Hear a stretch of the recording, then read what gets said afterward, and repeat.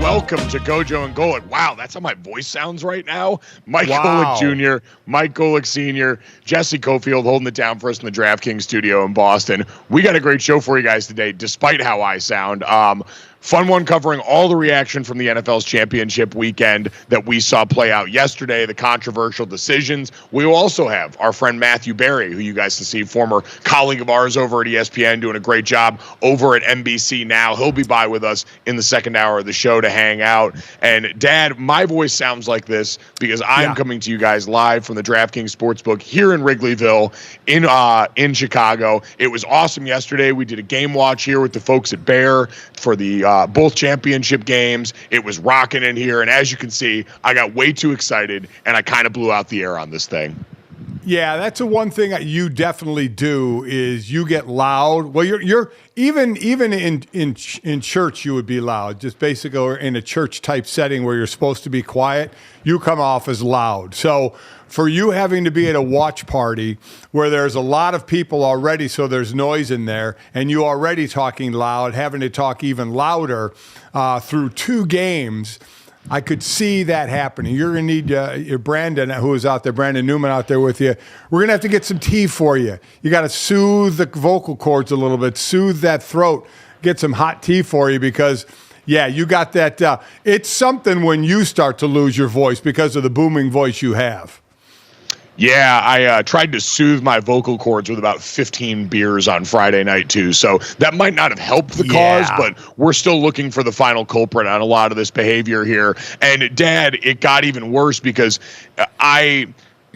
in this state, with my voice sounding like this, had to try and be comforting here yesterday because I didn't realize this in the Chicago area. A lot of Detroit Lions fans had come out of the woodwork during the course of this season. You're in the Midwest. You're not super far from there. The Bears season was a bit of a struggle, and everyone we talked to around here in the area said the same thing, is the Lions fans had overrun bars around certain areas of Chicago, and that was the case here in the afternoon game for the NFC Championship game.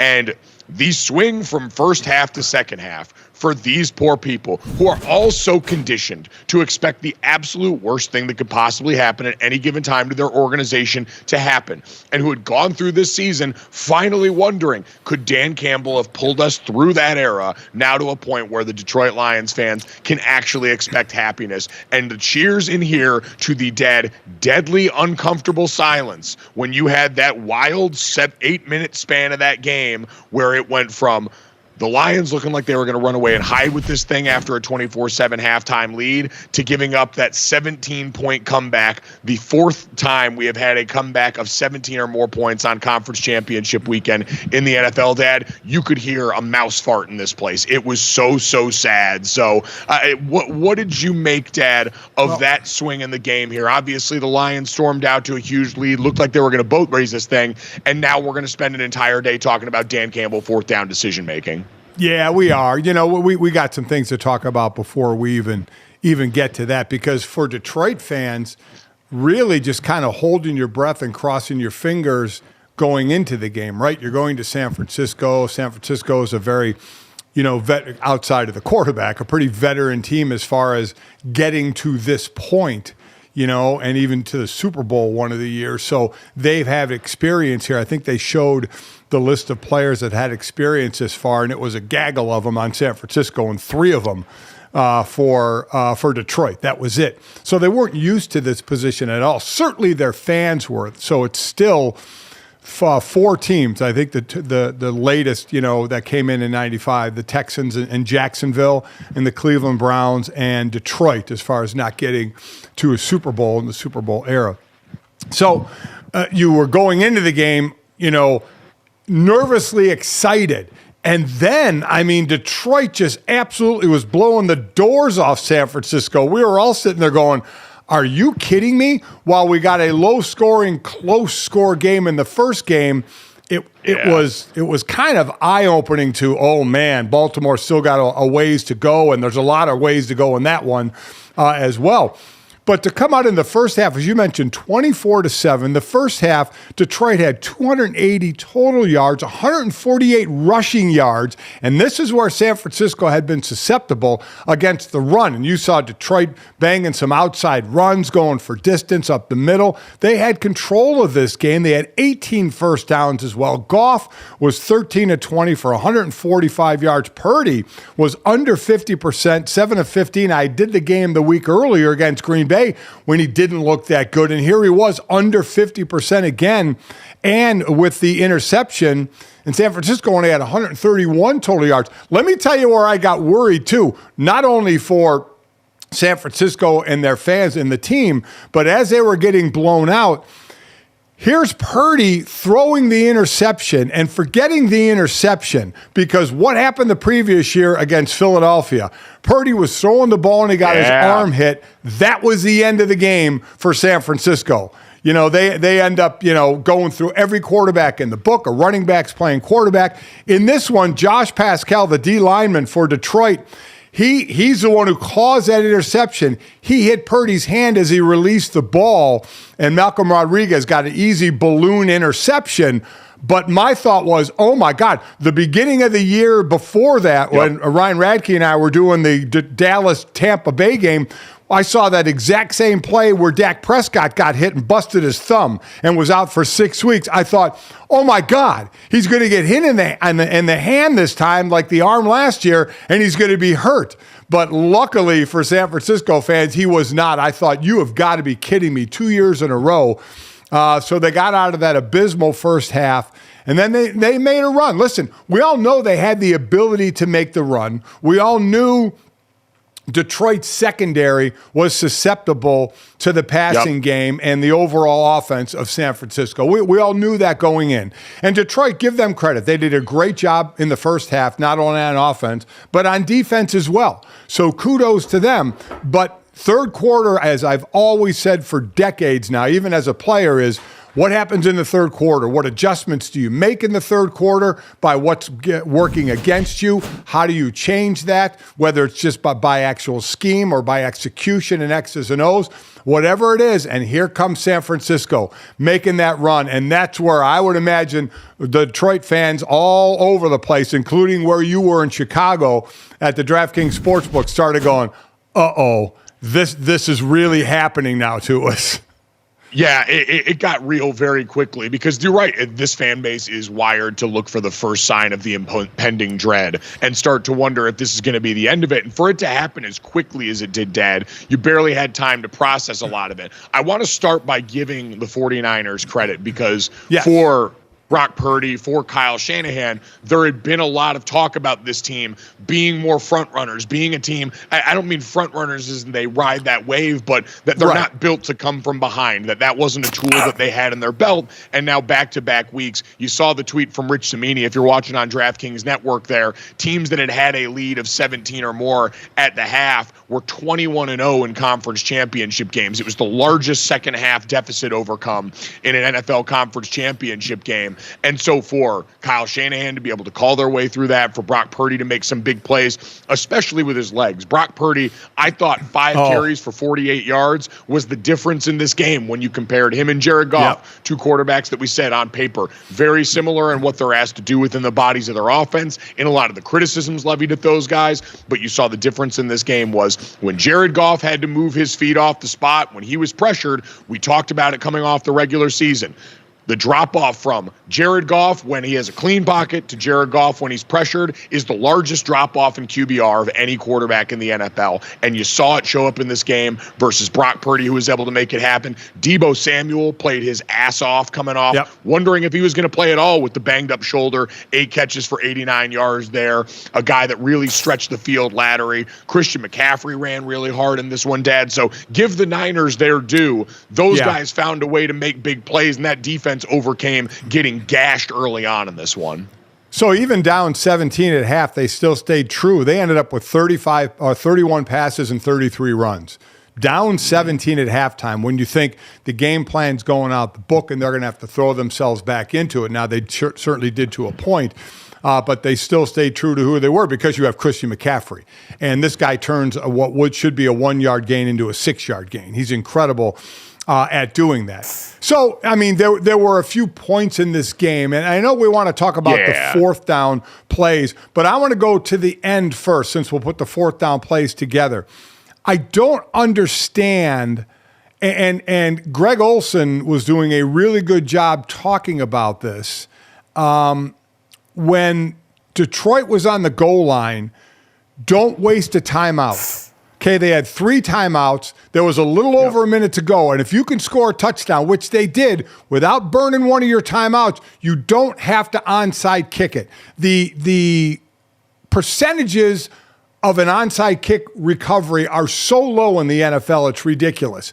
So they threw a pass, and then they were like, on the 1 or 2 yard line. And I think Greg was even saying, they could run it here, but you better get in because if you waste a timeout, then you are guaranteeing yourself with the score. You have to onside kick it. I don't know why they try to run. I don't know why. I don't know why they even put themselves in that position. They ran the ball. Kudos to San Fran. They stuffed it. Detroit had to burn a timeout, and there went your chance because understand where I'm going here. If you pass the ball... And I know you do. Yeah.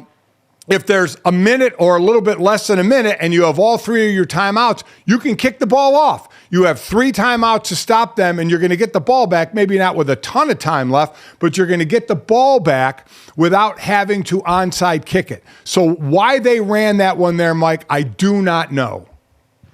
No, and I think that's the far more egregious decision-making point that we can talk about here when it comes to what we're going to deal with fourth down decisions from Dan Campbell in this game, because I agree with you. No reason to do that there, given the restraints. The biggest enemy you have is the clock. The biggest asset you have is those timeouts, and to use it at that point knowing those restrictions, I get you'd been hyper-aggressive all year. I get the ground game had been really good to you all day, but in that moment, you're right. I agree. That, to me, stands out more and probably should get talked about a lot more than it's going to today relative to the 2 fourth down decisions, because one of them came at the beginning of the 8-minute run from the San Francisco 49ers. So let's get to the fourth down calls, Dad. In general, what was your thought process on here? We can look at them both specifically because I think the second fourth down decision by Dan Campbell late in that game is a little bit more of a different conversation than the first fourth down decision that he made. But that first fourth down decision was the one that kicked off the run for the 49ers where they came storming back.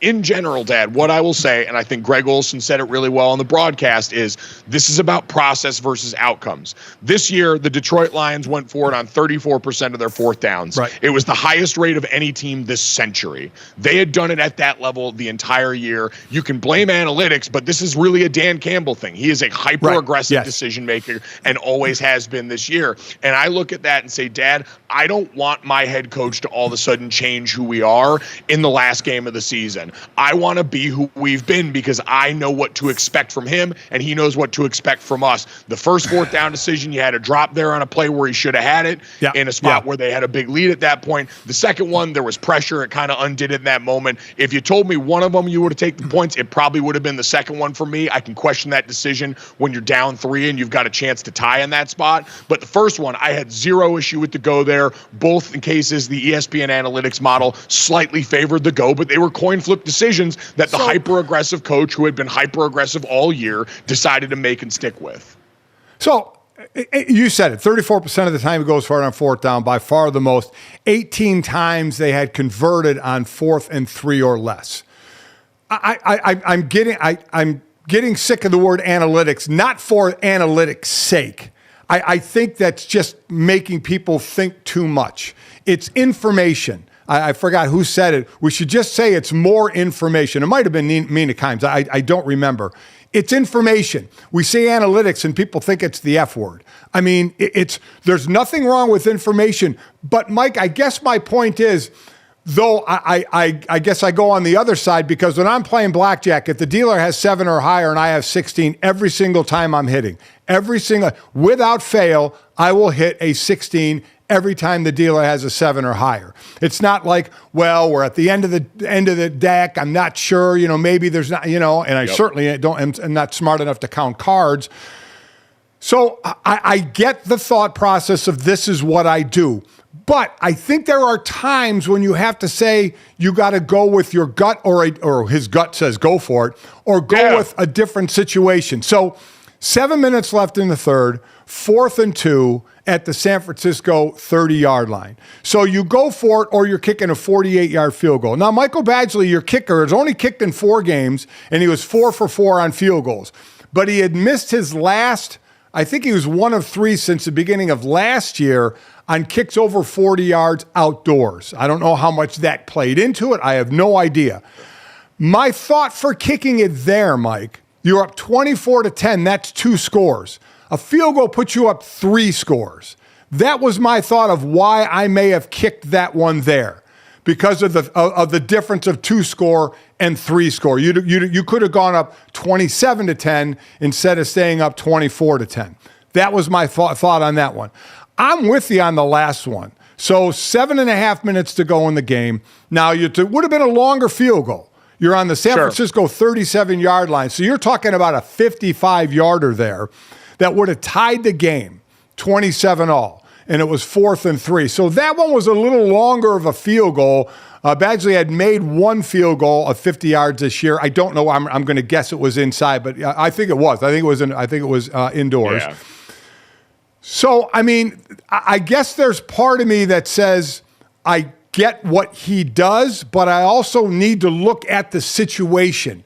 This one situation says we go up 3 scores and not 2 against a team that can score pretty well, but we're up 3 now. And the other is, well, we can tie the game. So if we don't get it, the other team, in this case, San Francisco, has the ball and they're playing with the lead. So I can question both of them, not to the point where I'm going to say, oh my God, it was a horrible decision. But I would have questioned both of them as to why I could have made a good argument in my mind of why I would have kicked the field goals.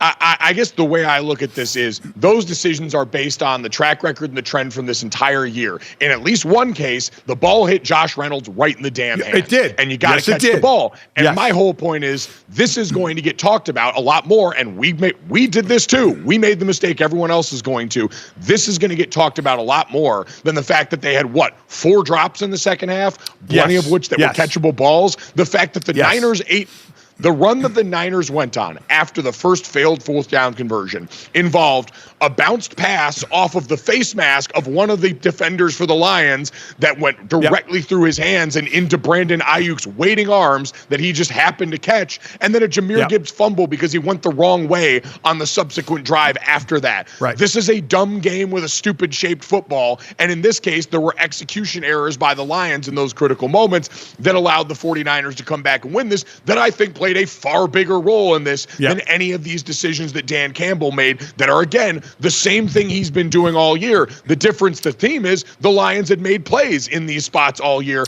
and they didn't. And in this game, one quarterback in Brock Purdy was able to make plays when things broke down, and the other quarterback in Jared Goff, as soon as he got pressured, immediately could not make the ball go anywhere downfield near a receiver. This is no different than any other game we talk about, Mike, where there's a missed field goal at end or a drop pass at the end, and the team will go into the locker room afterward and say, listen, it doesn't come down to one play. We had our opportunities. And you're right. These fourth downs, and I think we both agree, the run at the goal line before they passed for the touchdown, yes, of the three was the most egregious. And I will not, you can't convince me that was ever the right move to run the ball there, given the luxury of 3 timeouts. That being said, people are going to talk about the fourth down plays. For the most part, Mike, I do not have a problem with them. I could have justified if they kicked them, but I'm not going to lose my mind on them either, because this is the way Dan ran his team. And just as you pointed out, and you're right, there are so many other opportunities that were left out on that field that those players are going to think about way more than the fact that they didn't make those fourth down plays. Jared Goff said it after the game. We trust our coach's fourth down decision-making. We've got to go out there and make plays. And they trust that because that's who they've been consistently. There's going to be the outcome crowd that comes here and says, take the points, because hyper-conservative football has dominated in the postseason. Most of us, probably myself included, would curl up in the fetal position and do the easy thing there. But Dan Campbell said it after the game. I'm going to stand up and take the heat because that's my job, but I regret nothing.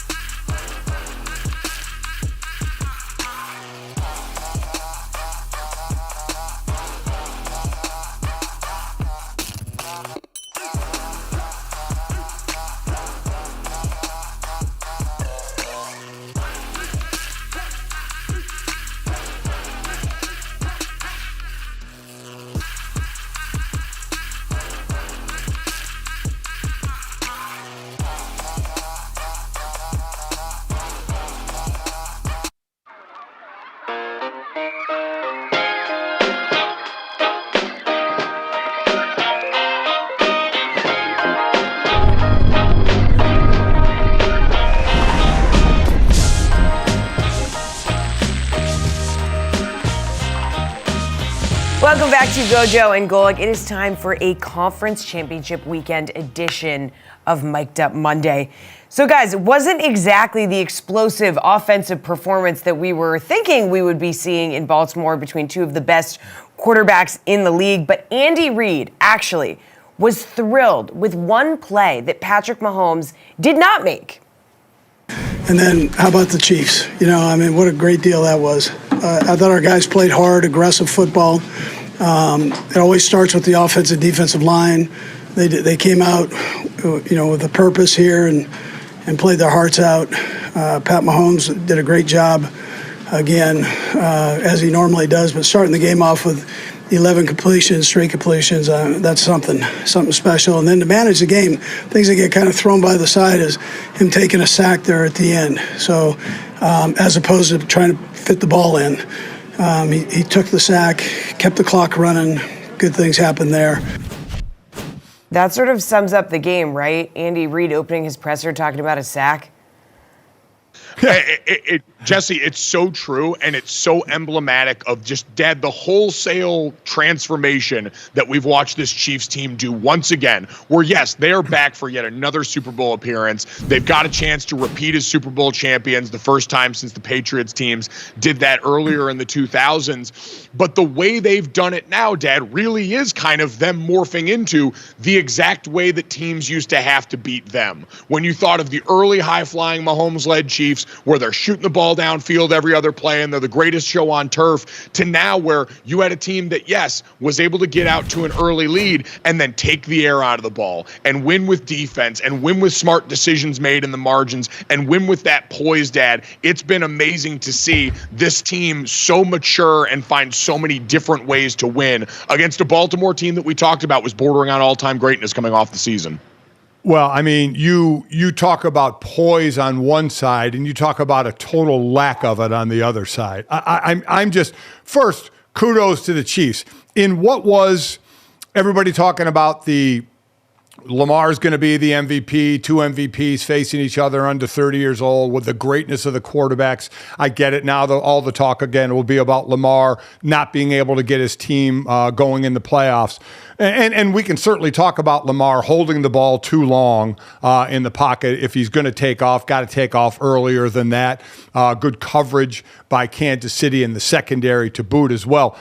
But I was stunned at the lack of discipline by this team. Patrick Queen doing the headbutt on Travis Kelce, 15 yards, pierced the D lineman. Now, I'm not going to blame him much on the paw in the face of Patrick Mahomes. He's just swinging his arm trying to tackle a guy. I get that. But that's a 15-yarder. Clowney roughing the passer, dropping his helmet to hit Pat Mahomes in the chin. Just dumb. And Roquan Smith, I get what he was doing, going off sides at the end to give that. This was really a smart play. There was a penalty against Baltimore, so the Chiefs had a 1st and 5, and if they got a first down, that restarts it. So basically, that's when they were trying to run out the clock at the end of the game. Right. The Chiefs were trying to run out the clock at the end of that game. They would have started with 1st and 5 there. So Roquan Smith, in a smart move, quite honestly, went off sides. So the clock didn't run. The Chiefs would get 5 yards and get the first down. So they had to go a full 10 yards then. That would have been more palatable for the defense. But he does it by completely running over Trey Smith in a way that you couldn't help but call a personal foul on that, right? Just jump off sides. Don't try and take a guy's head off in doing it. So instead of that, it's 15 yards. Now, it's still 1st and 10. He accomplished what he wanted to, but gave him an extra 10 yards from it as well. But there were, but even before that, there were 12 men on the field to start that drive. How do you change possession and start a drive with 12 men on the field? Some of the mistakes they made were inexcusable, and they cost you as well as far as how much yards it cost you. I mean, their penalties, 8 penalties for 95 yards in a game where you had like 15 less plays on offense. You had the ball for 15 minutes less time than Baltimore. You can't give, or than Kansas City. You can't give them chances, and you have stupid penalties like that just kept giving them chances and chances. And I know Baltimore fans are going to lose their mind saying the officiating was horrible. There were interference calls that weren't called. I agree. There were some missed calls. A lot of people are going to point to the ref, Sean Smith, who has a real history of calling things against the home team. The record of home teams losing when he is the ref is a high percentage. So a lot of people are looking at conspiracy theory. But, man, let me tell you, the ref wasn't doing those dumb things on the field that were costing their team 15 yards.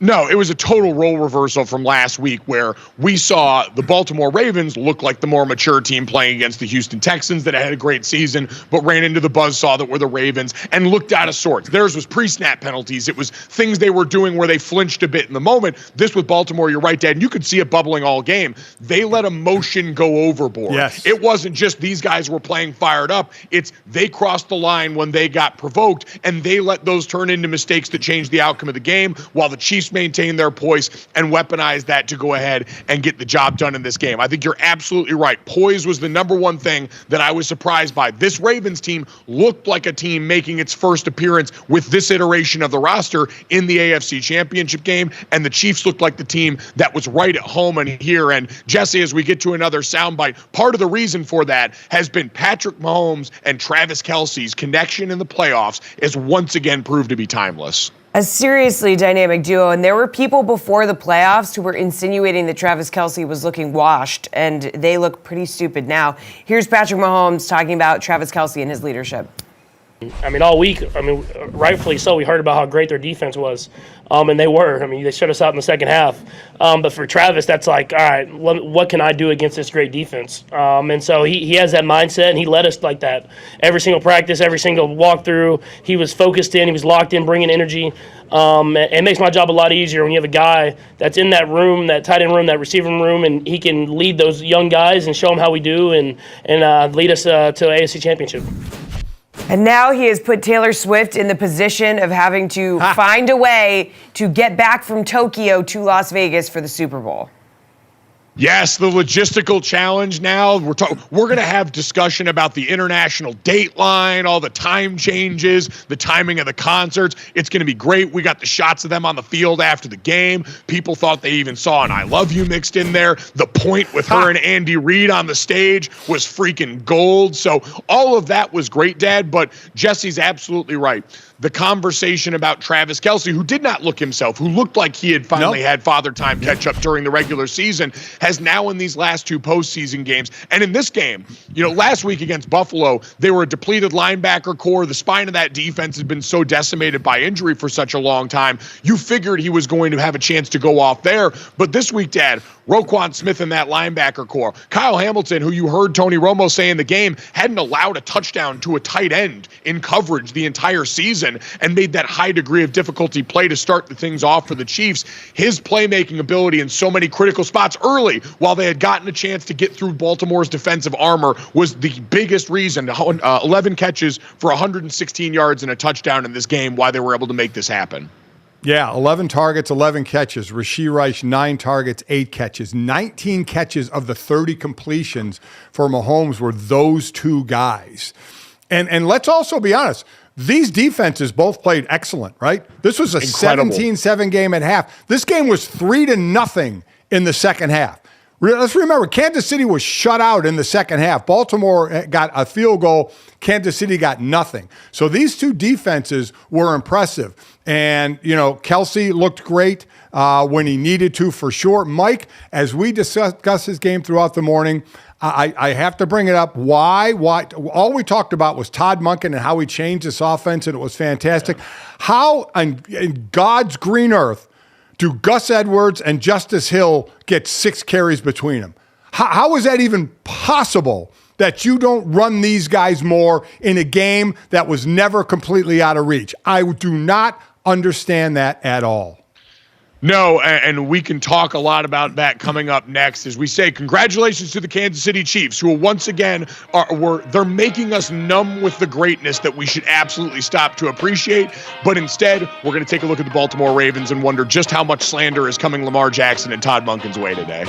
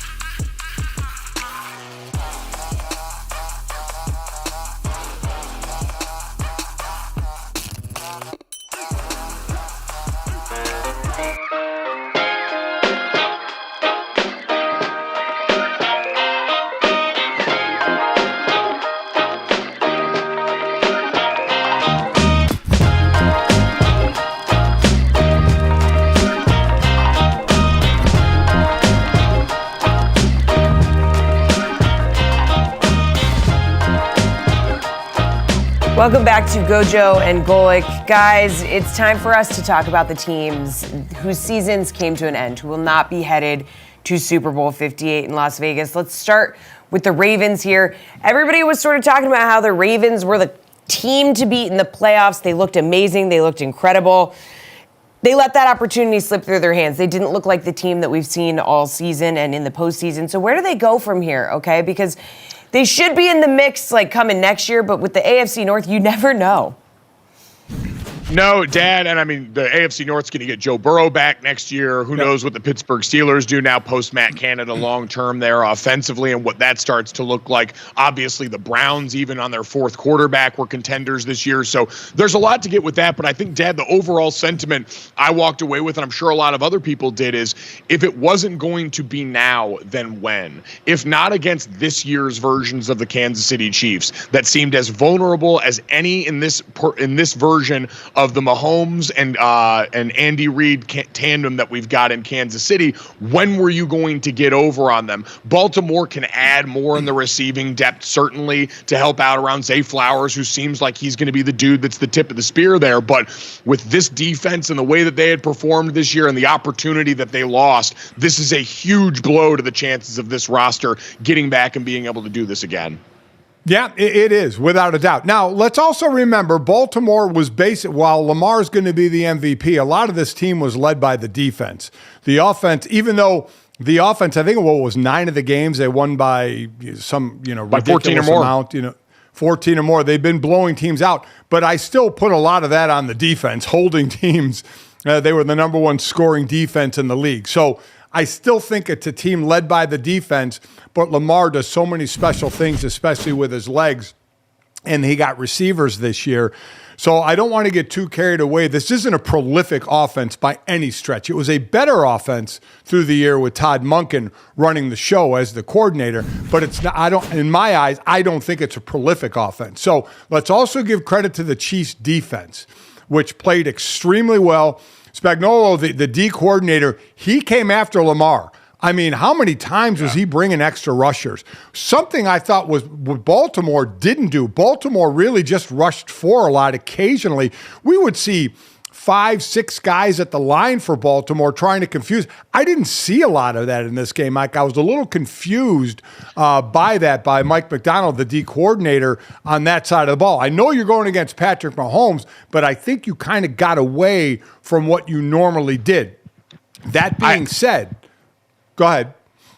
Oh, no, I was going to say, I think you're right, especially because I think we should be clear on this. The Baltimore Ravens defense did their part in this game. Yes. They gave them a chance to win over and over again. You mentioned the second half was 3-0 with the way both those defenses were playing. Baltimore was a brick freaking wall in the second half. But you're right, in that first half, it was a lot of rush forward. You saw very different strategies with these quarterbacks. Blitzing Pat Mahomes is historically a terrible decision, but for Lamar Jackson, especially with what we saw, unfortunately creep into the picture a little bit too much this year, is trouble on the edges of the offense for Baltimore, and Drew Tranquill in particular. The linebacker matchups on the running backs for the Baltimore Ravens were one-sided with wins for the Kansas City Chiefs there, able to get home and able to rattle Lamar Jackson in the pocket while they covered well in the back end.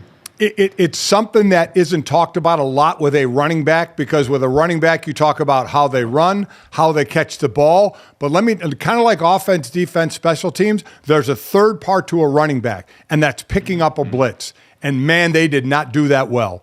I mean, and you see that in one-on-one competition all the time in training camp, not just O-line, D-line. You see running back, linebacker, and they work on that.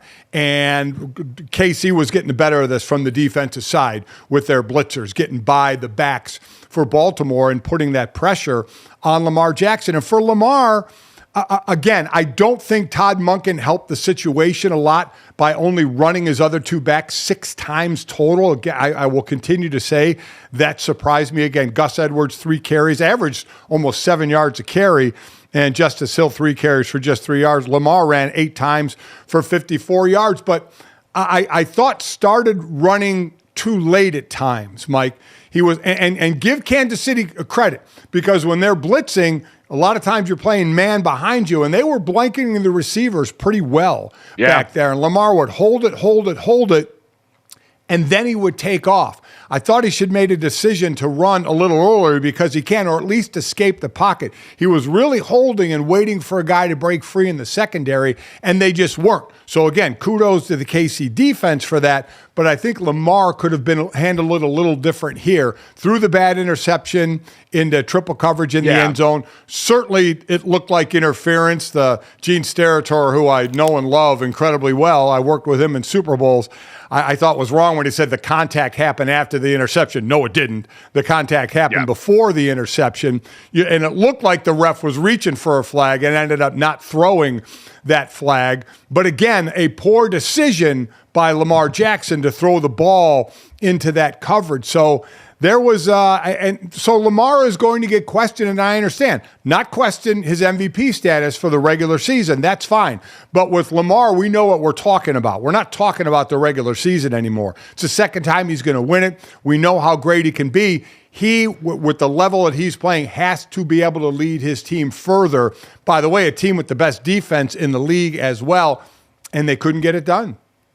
Yeah, I do think we underrate how we talk about the Kansas City Chiefs defense and the way that that affected Lamar Jackson's performance. I don't have any concerns about Lamar coming off this game that are like existential long-term about his ability to lead your team in places. I'm with you. The game plan seemed a bit interesting to start with how little they relied on the ground game there. I give credit to Spags for bringing pressure and taking away the middle of the field. What did we see so much of over the course of the day? A lot of overthrown go balls on the outside that were just landing at guys' feet. And Lamar Jackson had hit on a lot of those throws deep into the left specifically for a lot of the year.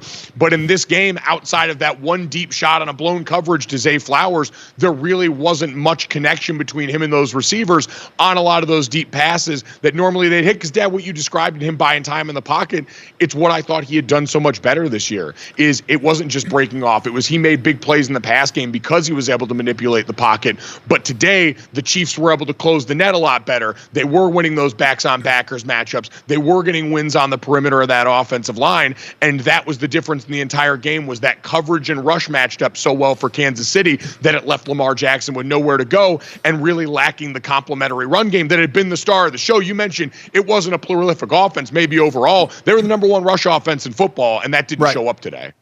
No, it didn't. And listen, I know Baltimore fans got the conspiracy theory out. Why do you call the taunting on Zay Flowers when Travis Kelce was in everybody's face? You have to understand, gang, when two guys are in each other's face, they're not going to call anything. That's just jawing back and forth. That's not taunting.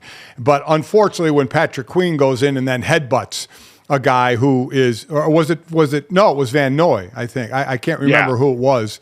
I think it was Van Noy who headbutted him. That you can't do. Zay Flowers, you kept pushing the guy off of him after the catch. They're not going to call. You can't spin the ball next to the guy and then do the crab pose over him. You can't do it.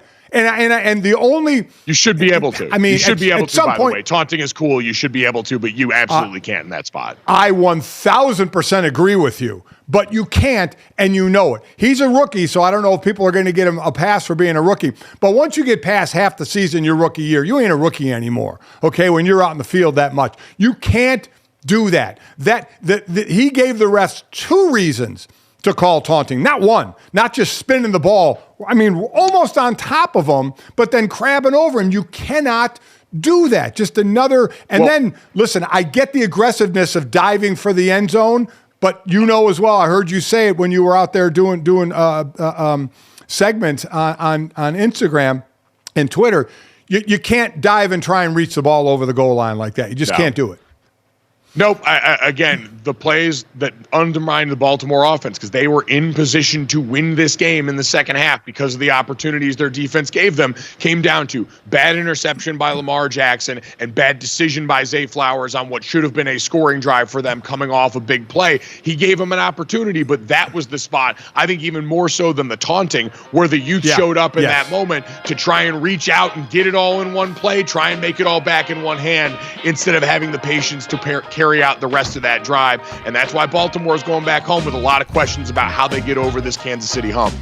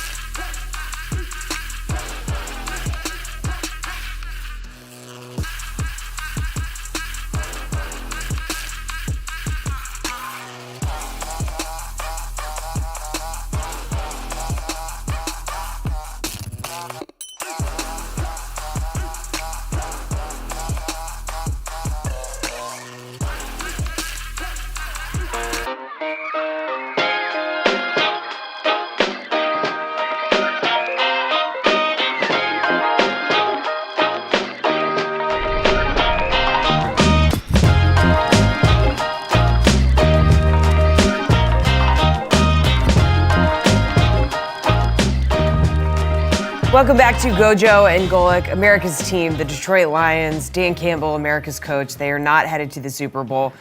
Guys, there's a lot of Super Bowl playoff hangovers that we talk about as we do postmortem for teams here, but this one feels a little bit different. So just to bring this up, the Falcons went back to the playoffs the year after their Super Bowl appearance, but then had 6 straight losing seasons after. Dan Campbell said in the post-game presser, he was like, this might have been it. This might have been our shot. So I don't know. How do we feel about that? How does Detroit bounce back? Even Dan Campbell said it could be a tall task.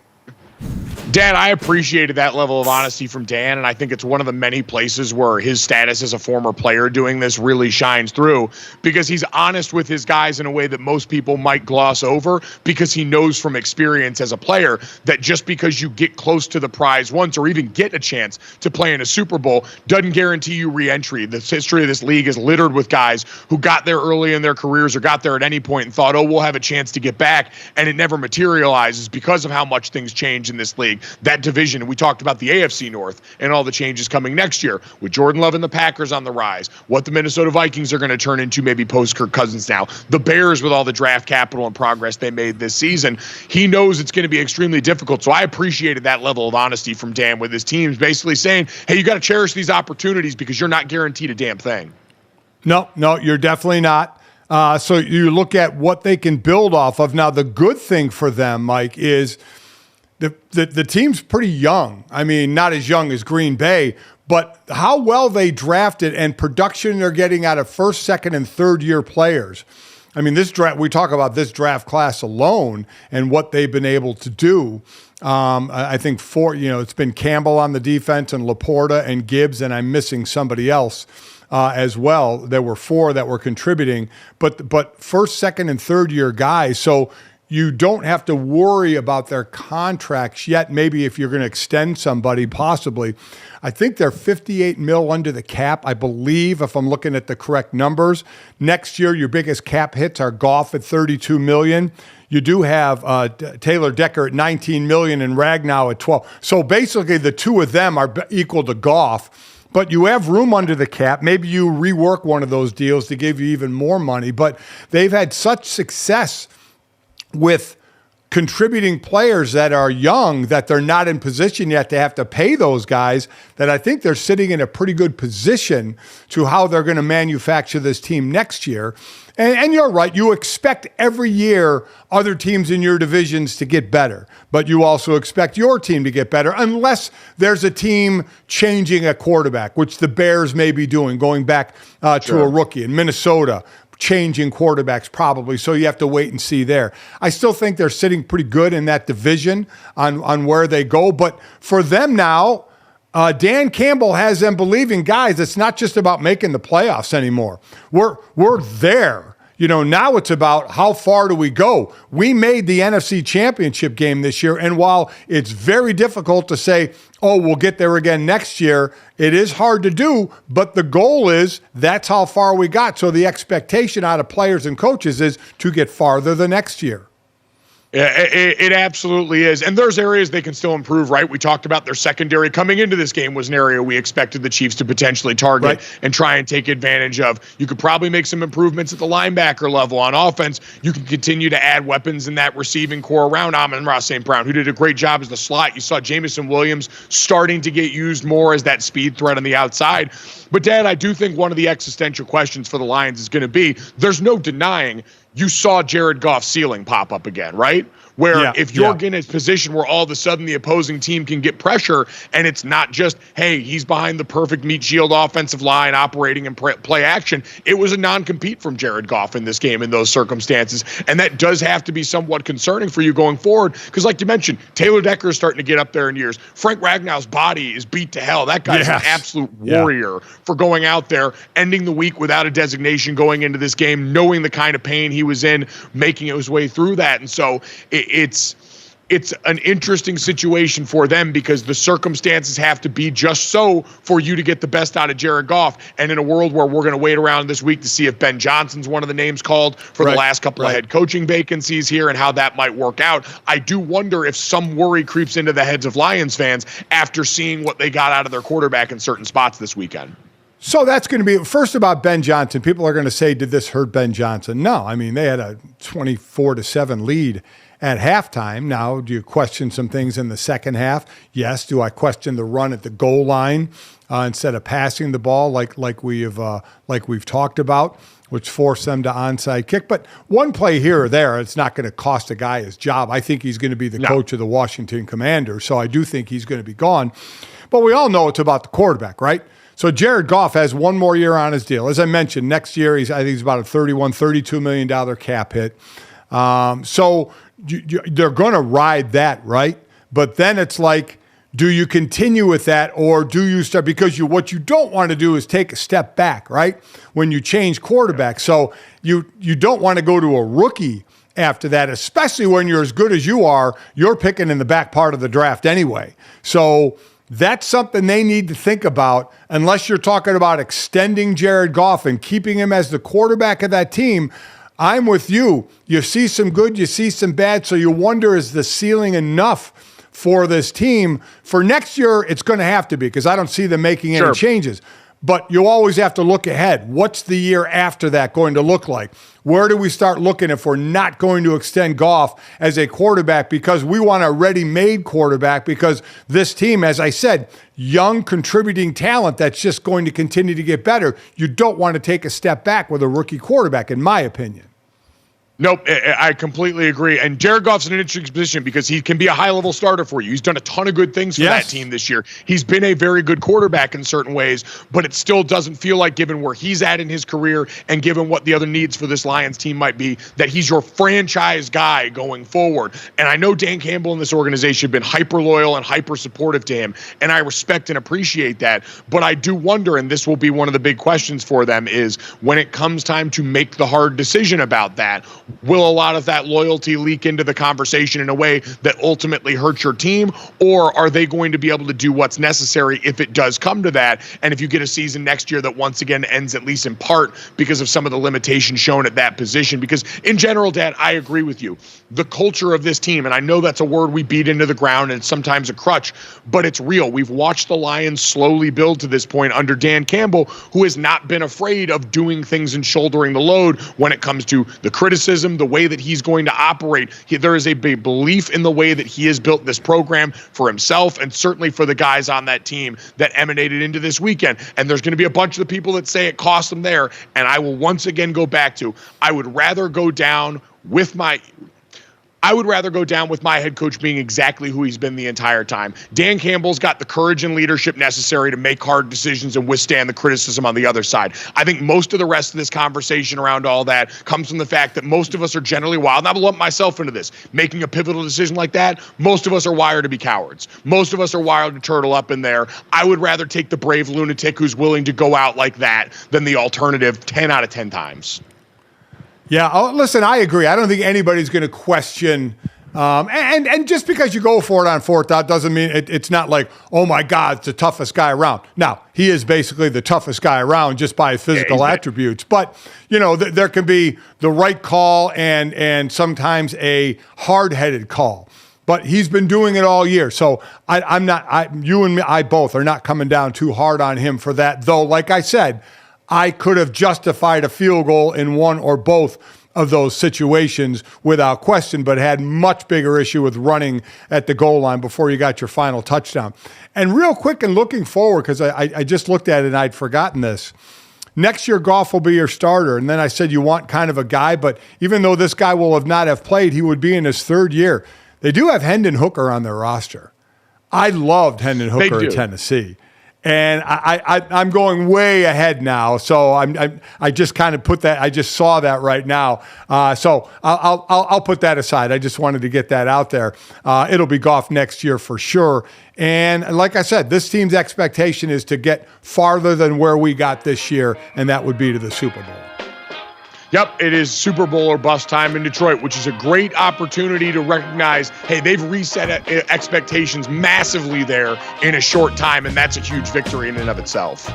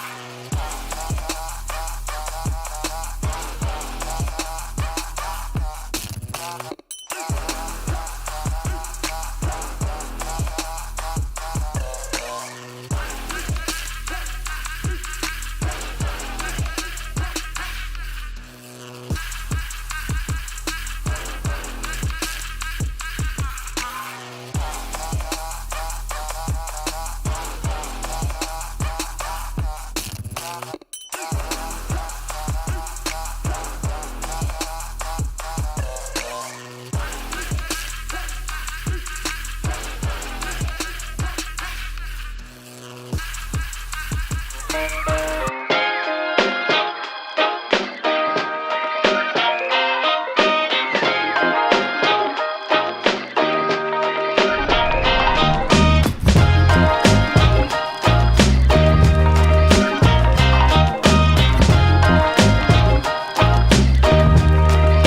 back to GoJo and Golic. It's time for a little DraftKings Cash It or Trash It, presented by DraftKings Fantasy Sports. Check out what DraftKings has to offer this season with code GoJo, because life's more fun when you're in on the action. DraftKings, the crown is yours. Gambling problem, call 1-800-GAMBLER. Age and eligibility restrictions apply. Void where prohibited. See DraftKings.com for details. So guys, Cash It or Trash It, let's go. Public money, okay, was on the Lions. So a lot of DK Sportsbook tickets cashing on the last-minute touchdown for those betting there. 69% of the bets on the Lions plus 7.5. That is a serious sweat. GoJo and Golic, you guys trashed your Ravens tickets. Wah, wah. Yeah. But maybe our next guest can help you, get your picks together for the Super Bowl. GoJo, come on, man. Haven't you learned not to bet against Patrick Mahomes? Yeah, listen, I'm a big dumb boy at the very core of me, always and forever, world without end, amen. So I make big dumb decisions. I will say we were forced to pick which favorite we thought would have a better chance of winning. I did end up in the bets that count, taking the Kansas City Chiefs and the points. But our next best guest, Matthew Berry, is much smarter than both of us. He is the godfather of fantasy football. You can catch him podcast form, the Fantasy Football Happy Hour, which is a blast. But you see him, of course, over at NBC doing a great job as a part of Sunday Night Football Night in America's coverage. He is kind enough to join us now here. Our old colleague at ESPN, Matthew. How you doing, brother? I'm good, guys. I'm disappointed by what ended up happening yesterday. I wanted a Ravens-Lions Super Bowl, and so I wake up this morning 0-2. What are you going to do? But otherwise, yeah, I'm good, guys. It's good to see you guys. Yeah, good to see you as well. So what were you the most disappointed in of both the Lions and the Ravens' loss in either of those games? What was the most disappointing thing to you? I think from the Lions standpoint is what I kept reminding it, and Golic, I know you'll remember this. Jesse and GoJo might be too young for this, but you remember the Dennis Green post-game rant? They were who we thought they were, and we let them off the hook. Like, that's what I kept thinking about in the second half for the Lions, because they had them. And they let them off the hook, and, not converting that fourth down. We could argue whether he should have gone for it or not, but just not converting that fourth down in the second half, right? It was 4th and 2. I don't know that I necessarily agree with the play call, but they still should have converted it. And then they go down. Then it's a fluke play. Vildor doesn't catch it. It bounces off his face mask. Like Ayuk catches 50 yards. They score, and then you fumble the very next play. And right there in three plays, they let them right back into it. And if any one of those plays doesn't, goes the way it should have gone, I think maybe it's a different scenario. But that's, to me, the biggest frustration is that I felt like for the second, it's the Breaking Bad meme, right? Of where he's just like, they can't keep getting away with it. Walter White can't keep getting away with it. Same thing. I just feel like the 49ers can't keep getting away with it. But the last 2 weeks, that's exactly what happened against the Packers and now the Lions. And you mentioned the "we are who they are who we thought they were" portion of this applies a little more to Detroit because, Matthew, we thought the 49ers were a team that couldn't come back like this. And in the last 2 weeks, they've been able to mount 2 huge comebacks in no small part because of the play of their quarterback down the stretch. What was your opinion of Brock Purdy coming into this postseason, as he has been one of the most polarizing quarterbacks in the sport? And has it changed at all based on what you've seen these last couple weeks? I like Brock Purdy. I mean, look, experience teaches everything, right? And so it's interesting because I actually think the maligned quarterback that's done the best for his reputation is Jared Goff, because for as frustrating a loss as that was yesterday against the Niners, none of it I don't think was on Goff. There were a couple throws that were, he probably wishes to have back, but honestly, bad receiver drops, fumbles, not his fault. I think some of the play calls on 4th down were questionable. I thought Goff played well. To answer your question specifically about Purdy, I thought that in the Packers game, again, sort of they got away with it. Purdy had one good drive, and that's about it, right? And he sort of exposed himself to all the things that everyone else had said, like, he's a system quarterback. He can't come up clutch in the big moments. But I thought yesterday, Purdy put a lot of those questions to rest. Yes, he had the interception, but overall he played well.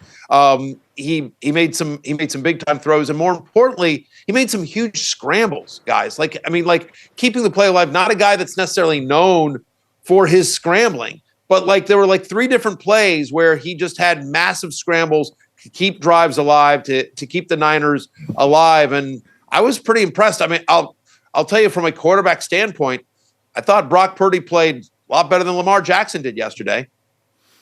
Well, let's go to that one. While people will always say never bet against Patrick Mahomes, it really was the defense that did it for them, though Mahomes is Mahomes and still pulls out magic occasionally. But this is more about Lamar Jackson, who's going to be the MVP, win his second MVP award. What does this do to him and the legacy or lack of legacy at this point? Yeah, I think it continues it, right? I mean, like the narrative on Lamar Jackson has been, great regular season player, can't really convert in the playoffs, and nothing we saw yesterday is going to change that. I mean, he was again. I wouldn't be you, Golic. Give credit to the Chiefs defense. The Chiefs defense played terrific. One of the reasons why Lamar Jackson, the Ravens offense, looked so bad was because of the Chiefs defense, right? But like he was, what was he on? He was like 2 for 7 on third down or something like that. He took 2 sacks. Like he was bad on third down. The pick into the end zone, like he should get. I mean, everyone wanted to kill Jordan Love last week for the desperation throw across his body as they're making the drive, and they just need to get down there and get a field goal. And so everyone kills him for that throw, and rightfully so. It was a bad throw by Jordan Love, but like Lamar Jackson's throw into triple coverage. Like, you're throwing to a backup tight end in triple coverage in the end zone. Like, that was as bad a throw, if not worse, than Jordan Love's, I thought. It was tough. The fact that he took 2 sacks on third down, I sort of feel like Lamar Jackson's one of these players that should never take a sack. Like, his clock should be different than every other player on the planet because, like, it should be a half second quicker. Because if it's not there, run. You're literally like one of the fastest guys on the planet. And so I think to answer your question about legacy, until he wins a big playoff game, I think that's going to continue to be a question around Lamar Jackson. This was, I thought, his best chance. They were the number 1 seed. They were at home. They had an extra day of rest.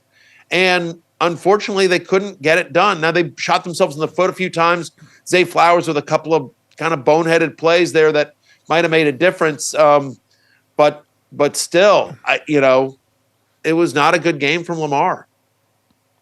On the other side of this, Matthew, we've seen so much of Patrick Mahomes, Andy Reid, and this Kansas City Chiefs team. Is this the best coaching job, overall team management job that you've seen from this dynasty so far? It has to be, because the talent is the most lacking. I mean, because I'll give Andy Reid credit. I mean, I'm a big Andy Reid fan. I think he's one of the greatest coaches in NFL history.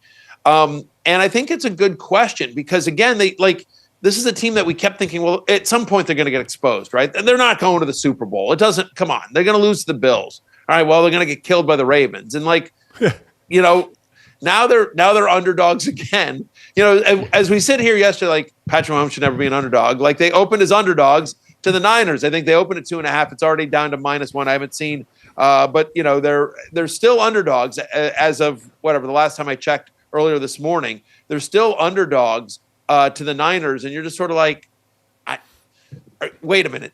I'm sorry. Patrick Mahomes is an underdog to Brock Purdy? Have we not watched football for the last 6 years? Like, wait, what? But yes, to answer your question about the coaching, yeah, I mean, listen, Andy Reid's offense has always been, Andy Reid teams have always been like, we're going to let it fly. We're going to outscore everyone. We've got Mahomes. We've got Tyreek Hill. We've got Travis Kelce. We're just going to let it fly. And this year, in the middle of the year, they realized, you know what? That ain't working anymore. We don't have anyone that can catch. Rashee Rice is still learning a route tree. Travis Kelce getting a little bit older. So you know what we're going to do? We're going to play good defense. We're going to run the hell out of the ball, and we're going to try to grind out wins. And like, when was the last time you saw an Andy Reid team like just try to grind out wins? And that's what they did, though, right? That's what they did against Baltimore. That's what they've done along. Like Mahomes has made some plays when he needed to. The touchdown to Kelsey was a thing of beauty, the first touchdown. But like they grinded out a win at Baltimore, which is kind of what you have to do, but not what we've ever seen from Andy Reid in the Mahomes era. And now we all win because Taylor Swift will be at the Super Bowl. So let's look at your first thoughts on the Super Bowl. You just mentioned it. San Francisco is favored in this game. It's a rematch of the 2020 Super Bowl, which means absolutely nothing in this game at all. So just your initial, when the game was over yesterday and you knew the two teams going to the Super Bowl, what was your first thought? How are the Chiefs not favored? I just, again... like, how are the Chiefs not favored? Like, they're the defending. I get it. But they're the defending Super Bowl champions. If you want to just sort of talk experience, Kyle Shanahan he's been there once, right, as a head coach. And Reid's obviously been there multiple times. It's Mahomes versus Purdy. I think this defense is so great. We saw this. Yes, they adjusted in the second half, but the Niners can be run on. We saw it in the first half against, with Detroit. We've seen it throughout the season. Aaron Jones had a huge game 2 weeks ago. And so as long as Isaiah Pacheco is healthy, and I assume he will be, especially with 2 weeks to rest, like I think the Chiefs, I think it's close, but yeah, give me the Chiefs to win this. I always think it's interesting. Last year, I remember we were doing my show on Radio Row. GoJo, I know you and I did we did a hit together on Radio Row last year, which is a lot of fun. But like we were doing my fantasy football happy hour show on Radio Row for NBC and Peacock, and we had every player come through. And GoJo, I know you were out there too, so I don't know if this happened to you, but every player that came through, we were like, we do these interviews, and you're like, all right, who wins? And everyone was like, Eagles, Eagles, Eagles. And Jay Croucher and myself, my co-host, we were both like, and they were like, what about you guys? And we're like, we like the Chiefs. They've been there. You know what I mean? Like you give Andy Reid's record off of a bye is ridiculous. And he's going to be off of a bye. He's going to have 2 weeks to prepare. Andy Reid's record with 2 weeks to prepare is something like 18-3 in the Mahomes era or something. It's some insane number. I don't know off the top of my head, but it's literally some insane number for his career and specifically in the Mahomes era. I think he's actually 11-1 in the playoffs in the Mahomes era. Like, I mean, it's staggering. And so anyway, and then obviously, of course, the Chiefs won. So that's sort of my initial gut reaction, Golic. And guys, I can't pick Brock Purdy. And I like Brock Purdy. I'm a Brock Purdy fan. I'm a believer, but like, I ain't picking Brock Purdy over Patrick Mahomes. Like it comes down to that for me. No, listen, I think 49ers fans get their revenge already in that they all said last year if Brock Purdy had been on the field, we'd have been in the Super Bowl. And now Brock Purdy was on the field and they're in the Super Bowl. But I'm with you. I'm done picking against this Chiefs team. I was one of the idiots that picked against them last year at Radio Row. I picked against them the last 2 weeks here in the AFC playoff run. I'm done doing it. I quit the stuff cold turkey. I'm back on it. The Chiefs are winning the Super Bowl. We all know what's happening. And we are going to be very excited, Matthew, to see you again out there. Everyone can check that out. Again, you mentioned Fantasy Football Happy Hour, a phenomenal podcast, and the Fantasy Life newsletter, over 350,000 subscribers there. People checking that out. Matthew, you've always done phenomenal work. It's no surprise that work is carried over now here at NBC and Life After ESPN for you. So it's really great to see, buddy. We appreciate the time today. Well, I appreciate it. It was great to know you. Great to work with you guys at ESPN. It's great to work with you guys or do some stuff with you guys outside of ESPN. It's super interesting. I don't know. There's a lot of us, Bristol alumni, if you will, and things are going well. Things are going well. Yeah. Yes, it is. Absolutely. Absolutely. Thanks, Matthew. We'll see you out in Vegas. Appreciate you guys. Awesome stuff there, Dad. And he's right. And as you start to look ahead for this matchup coming up in the Super Bowl, and a lot of things we'll get to, by the way, you can check out vsin.com/DKN for their big game betting primer to check a lot of that out. I do take solace in the fact that when we did the VSiN preview before the season and we were asked to pick the Super Bowl matchup, while I definitely lost my way during the season, I did have the bravery before the start of the year to pick the 49ers and the Chiefs to make the Super Bowl. So once again, I just needed to wait and remember myself in order to get back to the right place that I was at all along. Good for you. I don't think I did. I think I picked the Chiefs. I think I picked a rematch of the Eagles and the Chiefs.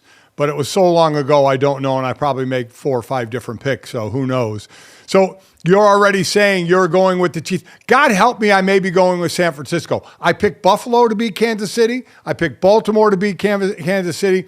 I might as well make it a clean sweep and say maybe if I do it 3 times, I'll get one of those 3 in picking San Francisco, because San Francisco defense is a good defense. Their offense scores a lot of points. They were actually right with Baltimore in scoring offense during the regular season as far as points.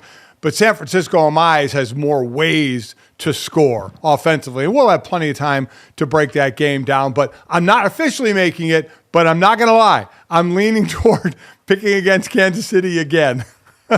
I am making myself do this. I'm making a promise to my future self. You might get distracted by some things in the upcoming weeks. Look at me, future Mike. You might get distracted by some stuff over the next couple of weeks. People are going to try and trot out a lot of fun stats at you. They're going to try and tell you things about the 49ers defense or offense and what they're capable of in this game. None of it matters. We're done picking against Patrick Mahomes. We're done picking against Andy Reid. They're the NFL's ultimate chameleon. That's what I figured out through this process, Dad. I always remember the old ESPN The Magazine commercial with Greg Oden when he was coming out. And the line that is imprinted on my heart forever. You want dynamic? I'm a chameleon. That is the Kansas City Chiefs. It might not be dynamic in the way we're used to thinking about with this team, where it's a high-flying offense that can stretch the field in a number of different ways, but they can be whatever you need them to be. And in this playoff stretch, it's been, hey, we need you to be a multi-tight end, ground and pound unit, where the quarterback and Hall of Fame tight end, we're going to make occasional timely plays when the opportunities present, and then this defense is going to choke the life out of people on the other side. It's not what we've seen from them, but it's what they are now, and it's absolutely enough to win in a game where we saw the 49ers. What happened to them all first half? They got run on. What did the Kansas City Chiefs do in the first half? They ran on the best defense in football because that was the one place Baltimore was susceptible. And so I firmly believe the Kansas City Chiefs are going to have every bit of what they need to go out here and get this done again, because that's all they do is they find out what they need to be for that situation, and then they go to work. So let me ask you this. You as a former offensive lineman. Now, one of the things I did as a D lineman when I was getting ready to play a team is not only the game plan, but who I matched up against, right? Who I have to go against. And I'm not going to lie. There would be times I was like, oh, hell, this guy's going to the Hall of Fame. This is going to be a tough game, blah, blah, blah. So while you don't say that publicly, you feel like you can win every play, and that's how you play. And for the San Francisco offensive line, Trent Williams worries about no man, no doubt about it. Does Aaron Banks, Jake Brindle, the center, Spencer Burford, the right guard, or Colton McKivitz, in quiet moments when they're alone, do they think about the matchup that they're all at one point going to have with Chris Jones? The large D tackle who will slide out to DN. McKivitz will see some of him in this game, the right tackle. Do you, as an old lineman, lay in bed at night and say, oh boy. And listen, the other side will have too, who goes against Nick Bosa. But Chris Jones is a mountain of a man who lines up in different spots and just destroys people, whether he beats them or just flat out shoves them back to the quarterback. So take me through the old lineman mentality if you're not one of the star old linemen like a Trent Williams. It's funny because all of the offenses that were left in this postseason, especially the 49ers and the Chiefs, they do such a great job with formations and the plays of finding ways to help their guys up front out, knowing, hey, this is where we're a little bit weaker than normal. Here's how we're going to offset that and give our guys the best chance. But there's a point in every game where that all has to go out the window, where you get to the obvious situation. And I promise there's a third down, because there were plenty for me, where all of a sudden you hear the call and you get up and you see the look, and then you hear the center or the quarterback ID the mic, and you realize, oh, the slide's going the other way, and I'm on the island over here. And there were absolutely plays where you could see me on film, where you'd see my head right before the snap just go, all right, you say a little prayer, and you hold on to your ass and get ready to go. And there's going to be a handful of those moments that end up defining the game. So, yes, absolutely, for those guys in an honest moment, there's going to be that. You get up there, you tighten the buckle on your pads a little bit, you take a deep breath, and you just hope to God that maybe Chris trips. That's got to be tough because, like you said, knowing the call, you know when you're alone, if you're a right tackle, if you're not getting any help, no chip help at all, that is just like, oh, God, now I have this big beefy man over me that's going to try and hurt me. Please don't let this human grizzly bear go and tear my friend's head off behind me, for the love of God.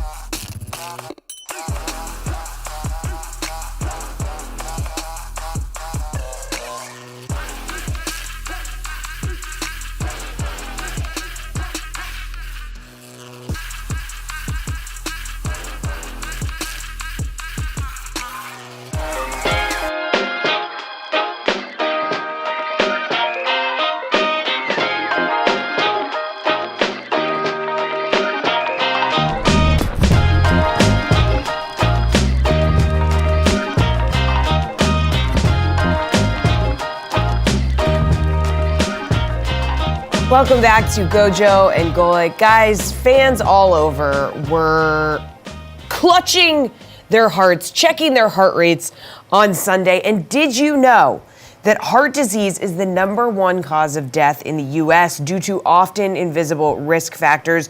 Learn more and assess your risk factors at checkyourheartrisks.com.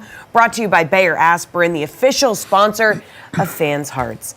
So guys, which moment had you clutching your heart, that heart racing moment, which one got you the most yesterday? Well, Dad, I was out here at the DraftKings Sportsbook here in Wrigley, where I'm at now. You can see in the background. This is sick, by the way, here. Yeah. There were a million beer towers out here yesterday. We had a ton of fans in every team. Oh, the folks from Bear were here. They were great. But yeah, you saw all the beer towers yesterday, right? Yes. Yes, and there had to be a lot of people there with some heart-racing moments, let me tell you.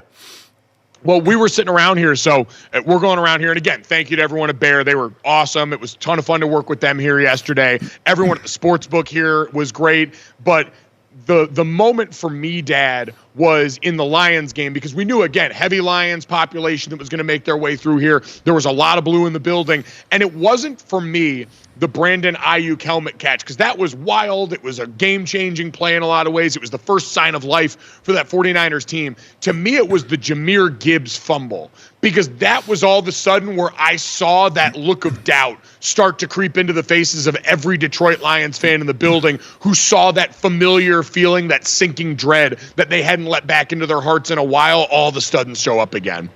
Yeah. That's a moment for sure. Especially like you say, you're there with a bunch of Detroit fans. For me, sitting at home, it's the amount of time a ball is in the air. So Baltimore, for as much as they couldn't get that offense going, I thought was going to get one more shot at the ball, right? So they used their timeouts. They had them all done. It's 3rd and 9 for Kansas City at their own 46-yard line, 2:19 to go. So you still have the 2-minute warning if Baltimore can stop them. It's 3rd and 9. So you're wondering, Andy Reid, the plays before that, had been, obviously they're trying to get that first down to win the game. And what they've been doing is they ran the ball twice with Pacheco. So now it's 3rd and 9. Baltimore, like I said, used all their timeouts. And then Andy Reid does what Andy Reid does. And you got Patrick Mahomes going back to pass, and he hits Marquez Valdes-Scantling for a 32-yard gain down the middle. That ball is in the air. Baltimore fans' hearts had to be in their throats going, are they going to complete this thing?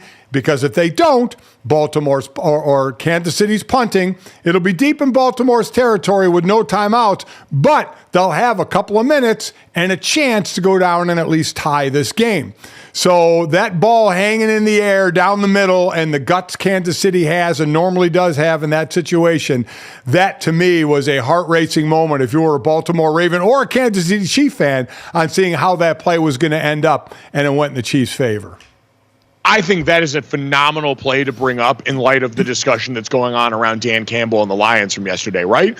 Because that is not an advisable football decision for most people in most circumstances in that spot when you're just trying to drain clock. But that's always who they've been. Marquez Valdes-Scantling is one of the many receivers in that wideout room that was maligned for the entire season because they were inconsistent. Marquez Valdes-Scantling's supposed to be their deep guy, and for most of the year, it seemed like him and Patrick Mahomes, weren't on the same page. They were reading different books for a lot of the year. And what have we seen now in the last 2 weeks? 3 of the biggest catches of the Chiefs' postseason run have come from Marquez Valdes-Scantling because, one, they continued to go back to him and a lot of the other receivers in this room, despite most other people who would have cast them off before because they knew moments like this needed to happen. And also, in this spot, Andy went for it like he usually does in big spots because he trusts and empowers his quarterback and he believes in the rest of this team's ability to go out there and win it instead of losing it. If they missed that spot, Dad, the same people that are patting Andy Reid in the back right now would be the same crowd that are sharpening their swords for Dan Campbell. It is amazing how sad and outcome-driven we are when it's the process that got all of these coaches in a position to give their teams a chance to win.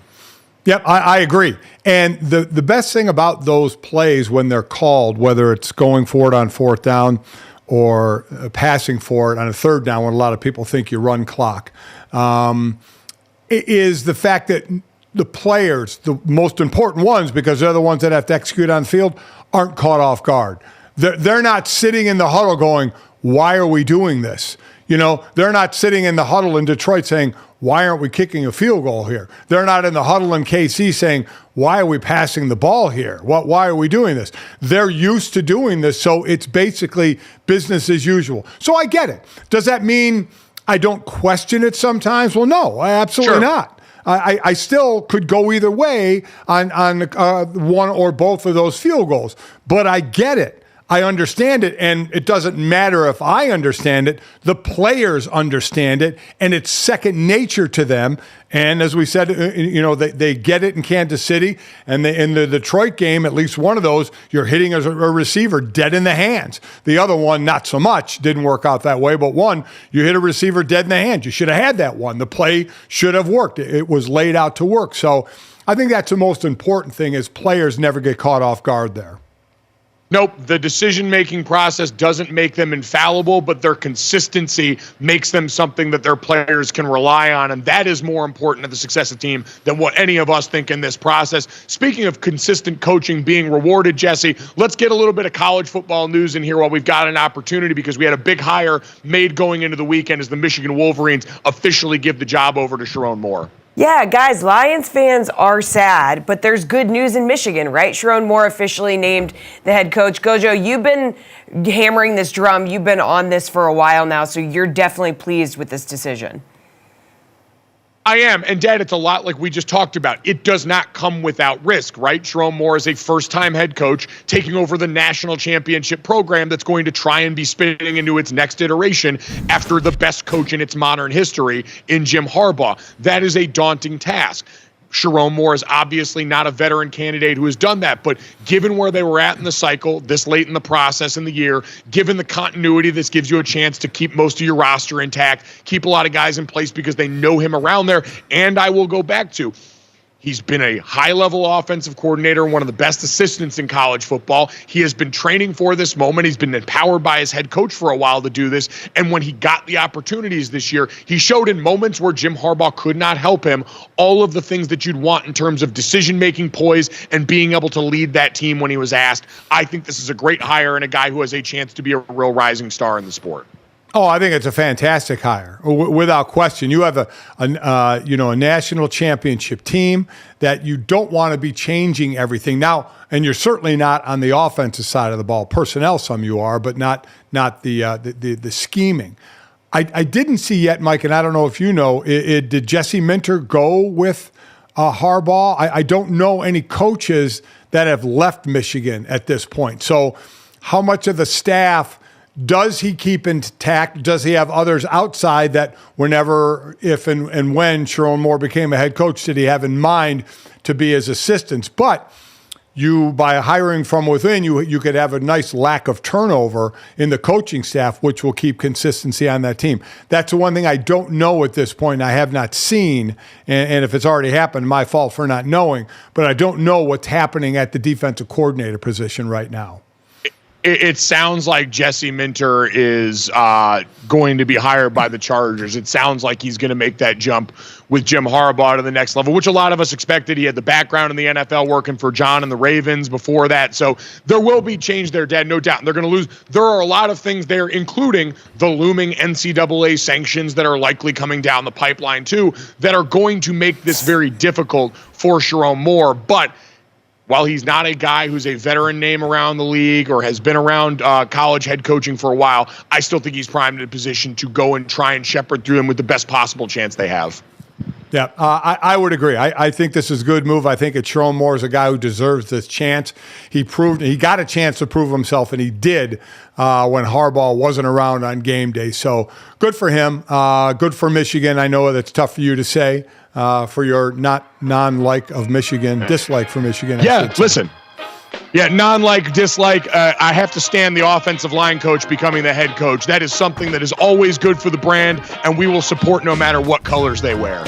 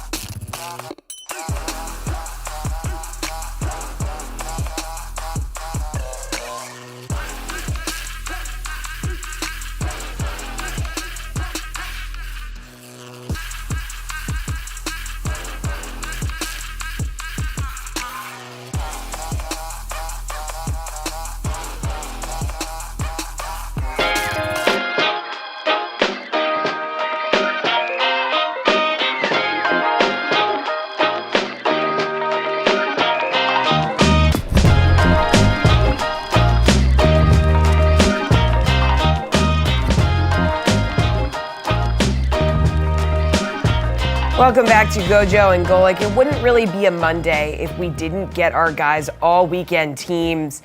So many people to choose from here. The list honestly goes on and on. So guys, who gets the honors? Yeah, we're going to go, since it was only 2 games this weekend, we're only going to go second team and first team all weekend here. But, Dad, we were just celebrating beef and offensive line coach Sharon Moore becoming the head coach of the Michigan Wolverines. I'm going to take this opportunity to sell beef again, because while so many people are going to worry about Dan Campbell and coaching decisions from yesterday, and was this more Lamar Jackson losing the game or Patrick Mahomes winning the game, Jared Goff's future, Brock Purdy, all of it pales in comparison in my mind to what we saw happen yesterday for Kansas City up front. My second team all weekend pick, backup offensive lineman Nick Allegretti, who stepped in for injured offensive lineman, all-pro guard Joe Thuney, who has meant so much to that team, has been a huge part of the interior of that offensive line, being one of the best in the league. Nick Allegretti's been a backup there for a while. He's been with the team since 2019. He's played in 75 games. He started 13 and played, I think, 75 snaps in their Super Bowl loss against the Tampa Bay Buccaneers. In a league where we had such a conversation this year about the lack of offensive line depth, the fact that the Kansas City Chiefs had a guy that they could rely on with that much experience in that area in a pivotal moment like this to help send them back to the Super Bowl is another reminder of what a quality program they've built there. Yeah, what a game to say, hey, you're in. Now, he knew it most of the week because Thuney wasn't playing Braxton either because of a pec. So at least it didn't happen like during the game where all of a sudden you're in. Though that can be better sometimes because it gives you less chance to think, as you've been in that position before as well. I do like that one. I like when a young guy like that steps in and gets the job done. My second team all weekend, this is going to sound odd, but hear me out, is Taylor Swift.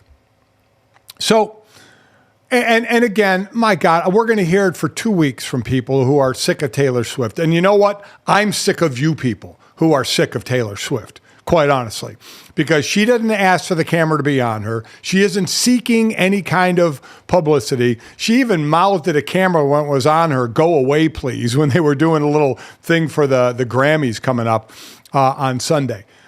And we're going to talk about her flight from Japan to the Super Bowl, and all that. It's not as difficult as you think when you're on a private plane, I'd imagine, can lay down nice and easily. The reason she's second team to me, Mike, so she was walking on the field arm in arm with Travis Kelce, her boyfriend, after the game, right? And you heard them talking, and I heard her say something like, he was with us, and then I lost him. He was going to say hi to somebody or whatever. And they were talking about Travis's brother, Jason, who he had not seen yet. And Jason was at the game, this time with his shirt on. And they got to Jason, and Travis went over to Jason, and Taylor stood there for a moment. And then it was a subtle thing, but I thought very cool. Taylor Swift, who all these people think she is an attention seeker, she got out of the way. She got completely out of the way. A camera even followed her, getting the hell out of the way, way out of the way, so the brothers could hug, Brothers got a hug, which Jason and Travis did. They had a wonderful moment there. It was a great moment. But it was a subtle thing to me, but I thought a cool thing. Here's this most popular entertainer in the world. She got the hell out of the way to let the brothers kind of have their moment. It was very sure she made sure she got out of the way for it. So I thought that was pretty cool of her. For all this conversation about her and the attention that's been paid to her, I think you're right to point out that the attention has not been sought by and large in these situations, and that she's been someone who has been shown but not seeking the desire for that attention, at least in my mind and read of the situation. And I think you're right, that situation on the field where she was just a part of it. She was another person out there celebrating a moment that wasn't hers, someone who's had all of her own moments and who understands in very public settings in the past what it's like to have your moment taken away from you by somebody else's actions, Kanye West.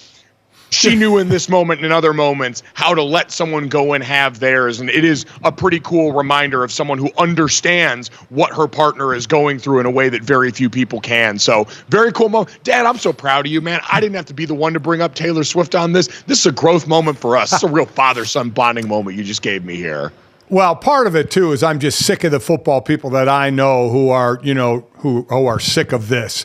And for those out there, real quickly, you Baltimore people, you want to think it's a conspiracy theory and put your tinfoil cap on because of the ref who was at the game. Okay, I'm never going to stop people from doing that. But to sit there and say the NFL got what they wanted because Taylor Swift will be at the Super Bowl. Do you realize what the Super Bowl is every year? It's the most watched event every year by far. They don't need Taylor Swift at the Super Bowl to be the most watched. So while you have your tin hat on, keep that part of it out because that one makes no sense at all. Yeah, you sure about that, bud? You sure about the Super Bowl needs all this help in being popular? Yeah. But as our friend Nicole Auerbach pointed out, Taylor Swift does make the Super Bowl in her first year in the NFL. So proof's in the pudding right now. Came in highly skilled, preparation met opportunity. She was ready for her moment when it counted the most there. Dad, speaking of someone else that was ready for, Mike, what do you got here? Real quick. I'm working the Super Bowl again, the sideline for Westwood One.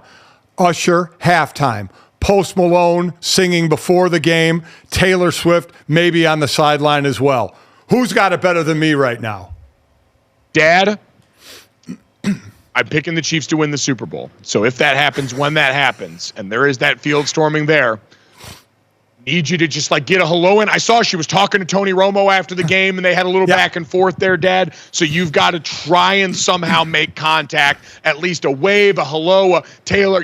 So we'll figure out some sort of line that we can have you say to her that's very kind in that moment to make sure we get our foot in the door. I'm telling you, I'm going to get the chance because being a partner with the NFL, Westwood One, after the melee settles down on the field, me and Laura Oakman, who's doing sideline with me, we get to talk to the heavy hitters during that. And Taylor, if they win, Taylor will be down on the field with Travis. Travis, and I have known each other now for a few years. We'll make that eye contact. I'll come over, do an interview, and why not get a little interview with both of them in, right? Yeah, go ahead and bring her in on this one. I want to talk to both of you guys about this. All right, we've got a plan that we can execute here. Let's finish our for all weekend team. Dad, first team for me, this was an easy one. Greg Olsen, preparation meeting opportunity yet again. This guy's been ready for his moment every time as a broadcaster here. The moment in the Lions game where he was able to quickly and succinctly explain how empty pass protection worked, how Jared Goff got sacked, not because Penei Sewell messed something up, but because Jared Goff didn't get the ball out fast enough when you've got to sift on the backside of an empty protection there. That is why I think he's currently the best analyst in the game when it comes to the NFL. He has been so consistently ready for every moment. He has great explanations of complex thoughts that he's able to simplify here with the benefit of experience. I've loved getting to listen to him. I know Tom Brady's going to be taking over the One Crew and Fox next year, but I am desperately going to miss Greg Olsen because he's been phenomenal. Yeah, it is. He's going to get big-footed, but that's how it works. We all know that's how it works in pretty much any business, and it works like that in this business. But I'm with you. I enjoy what he does. I think it's a good group that they have there, and he's gotten a chance to prove it, and I think he's done a nice job. My first team will have nothing to do with football. My first team will go to Saturday night. My first team is the combo of LeBron James and Steph Curry. These two put on a show Saturday night that was incredible. Double overtime game, 145-144 Laker victory. And again, by the way, these are two teams that right now the Lakers are sitting in the 9th slot and Golden State's in the 12th slot. So they're not even two of the top teams. But these are the two greatest players of all time. One, the greatest shooter of all time for sure, and Steph Curry. So LeBron in his 21st year, 36 points, 20 rebounds, 12 assists, hits 2 free throws with 1.2 seconds to go in the second overtime to put his team up that one and get the win. In his 21st year. Steph Curry, in his 15th year, goes for 46 points, hitting 9 threes in this game. To see these guys at 39 and 35 years old, Mike, do what they're doing on the court, man, just cherish it because they appreciate each other. I saw after that game. That was an incredible game to watch by two of the greats of all time still carrying their teams. We're in a very interesting spot with both of them where they're no longer good enough to lift their bad teams past being bad, but definitely can muster an individual performance for the ages, just like they did Saturday night.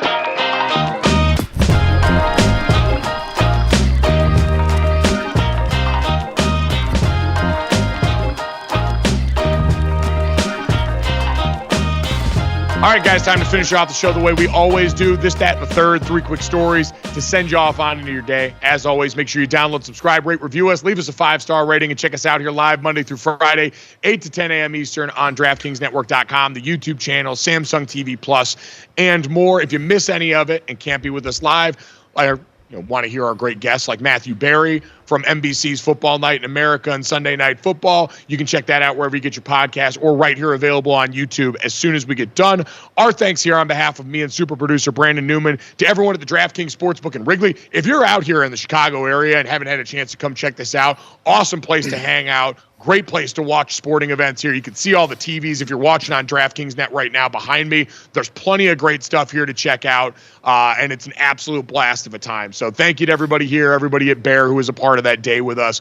We really enjoyed it and had a great time. Speaking of things we enjoy, Dad, let's get to this. While everyone else is going to sit here and complain about Taylor Swift, we're going to do the hard-hitting journalism work of telling the stuff you need to know about America's favorite pop star turned football wife, here, girlfriend, excuse me. I'm not Tony Romo. Don't come for me, Swifties. Yeah. And instead bring up, I think, 2 interesting points I saw come off the day yesterday. One, Dad, Taylor Swift, I think quietly this year, an interesting subplot has been the support of largely female-owned business in the NFL as she's been seen at games and been very publicly profiled. She showed up wearing a lot of Erin Andrews' NFL line at the beginning of her venture here. Obviously, we saw Kristen Juszczyk's line go viral last week as she wore the puffer jacket to the game. And now this week, Taylor Swift has showed up and was seen wearing a bracelet made and designed by Michelle Wee West during her celebration on the field there. So I think very cool. It's been a quiet subplot of all this, Dad, that has been very enjoyable to see. A lot of other, especially largely female-owned businesses getting some shine because Taylor Swift is always going to be trained at the center of these cameras. So we should try and get some, equal time, on the male gender side of this. So I talked about how I'm going to be working the sidelines for the. Don't shake your head, no, Jesse. Just don't do that. So why men? Continue. Finally, it's time for men to have another seat at the table. Yeah. It wasn't enough. Maybe we could have a seat at the table. The only nomination. The Barbie movie had only Ken nominated for awards, and that I feel like that's our chip on the table here as the patriarchy reinserted itself in the most ironic play possible. Dear God. Yeah. So why don't we get her to support one man's thing? So if I'm on the sideline after the game, if I'm interviewing Travis and she's there, Mike, you had these shirts made up. You're big on the linemen who are scoring touchdowns in the NFL. Oh, man. What if I present her with a thick 6 shirt that you've had made up that maybe she'll wear in public at some point? Yeah, she's definitely a thick 6 girl. That's going to be her. Oh, come on. That's not what there's a meaning to the shirt. It's about linemen scoring. I know, but I just still don't know if she's going to be wearing that shirt. You know what? Man we can figure out a way.